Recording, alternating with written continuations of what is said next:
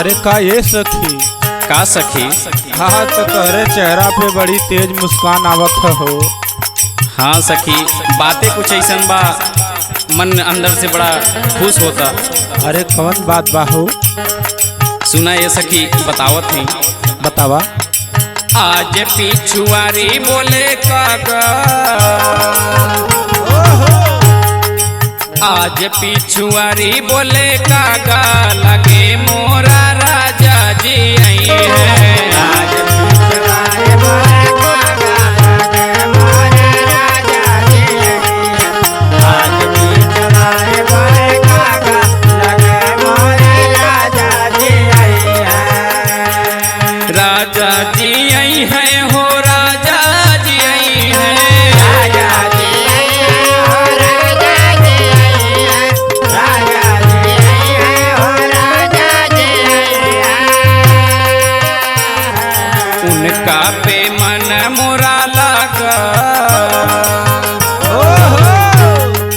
उनका पे मन मोरा लगा, लगे मोरा राजा जी आई है।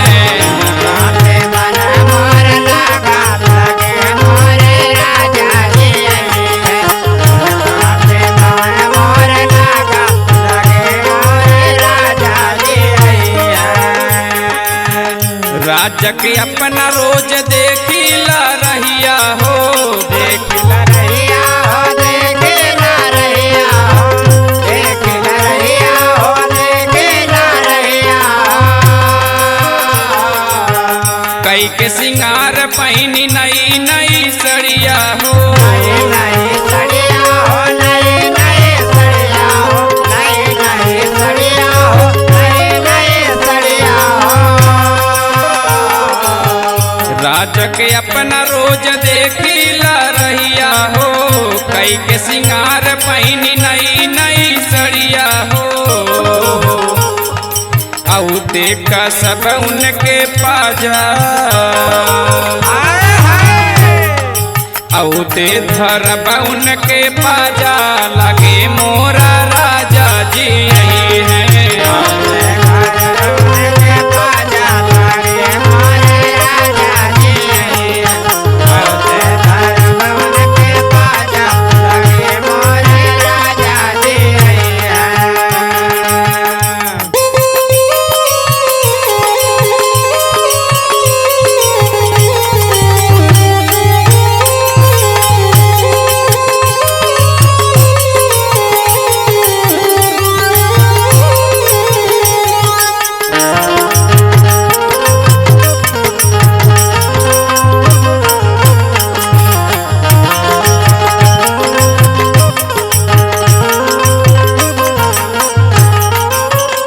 और सुना ये सखी, सुनावा हो।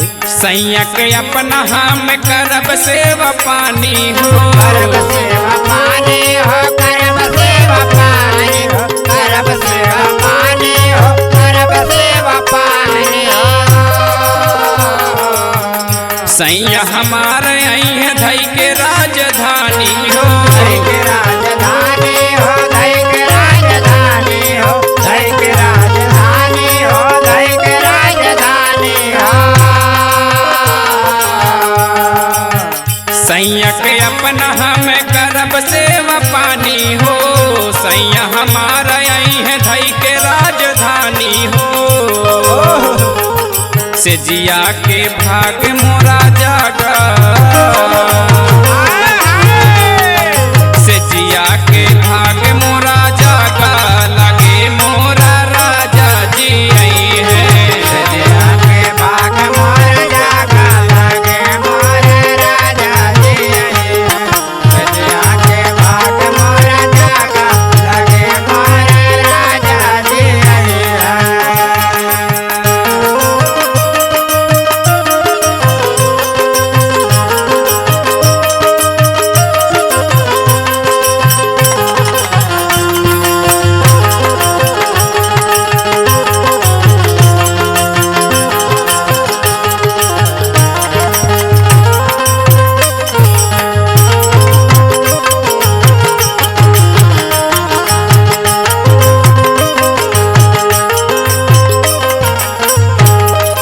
सखी का ये सखी और आगे सुनावा।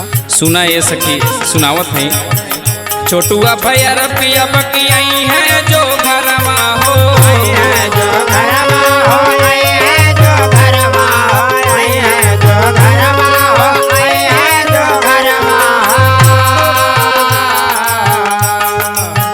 जाए न देव सखी उनके हम बहरवा हो, उनके हम बहरवा हो, उनके हम बहरवा हो, उनके हम बहरवा हो, उनके हम बहरवा।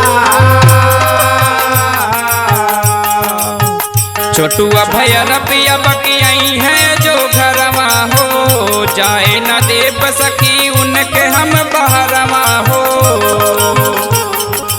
रखब अपना नजरिया के आगा, रखब हम नजरिया के आगा, लगे मोरा राजा जी आई है। नजरिया के आगा लगे मोरे राजा जी आई, रखब नजरिया के आगा लगे मोरे राजा जी आई, रखब नजरिया के आगा लगे मोरे राजा जी आई। अब पूरा बात समझ में आयल हमरे के।